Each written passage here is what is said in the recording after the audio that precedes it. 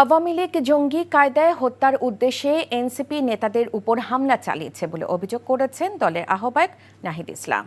রাতে খুলনা প্রেসক্লাবে জরুরি সংবাদ সম্মেলনে তিনি এমন অভিযোগ করেন। ২৪ ঘন্টার মধ্যে দোষীদের গ্রেফতার করে আইনের আওতায় আনার দাবি জানান তিনি। বলেন, আওয়ামী লীগ যে একটি জঙ্গি দল তার আসল রূপ প্রকাশ পেয়েছে এই হামলার মধ্য দিয়ে। তিনি হুঁশিয়ারি দিয়ে দৃঢ় কণ্ঠে বলেন, যতই হামলা হোক, বাধা বিপত্তি আসুক, এনসিপিকে দমানো যাবে না।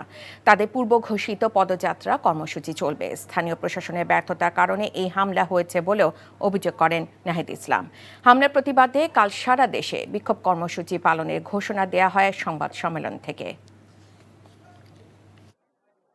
জাতীয় নাগরিক পার্টির দেশবাসী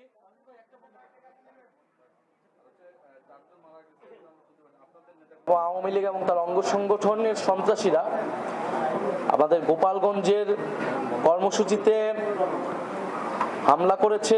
জাতীয় নাগরিক পার্টি এবং গণ অভ্যুত্থানের নেতৃবৃন্দদের হত্যার উদ্দেশ্যে তারা সেই কর্মসূচিতে জঙ্গি কায়দায় হামলা করে।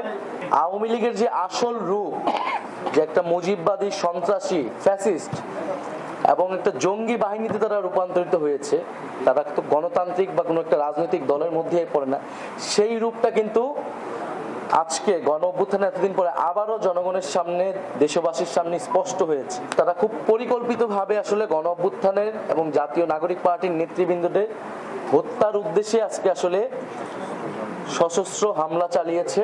যারা হত্যা চেষ্টা চালিয়েছে তাদেরকে দ্রুত সময়ের মধ্যে, আগামী ২৪ ঘন্টার মধ্যে তাদেরকে গ্রেফতার করতে হবে এবং পরবর্তীতে তদন্ত সাপেক্ষে বিচারের আওতায় আনতে হবে। বান্ডেল থাকলে প্রতি সেনমানিতে টাকা বাঁচবে। বিকাশ সেনমানি বান্ডেল কিনে জিতুন প্রতি লেনদেনে।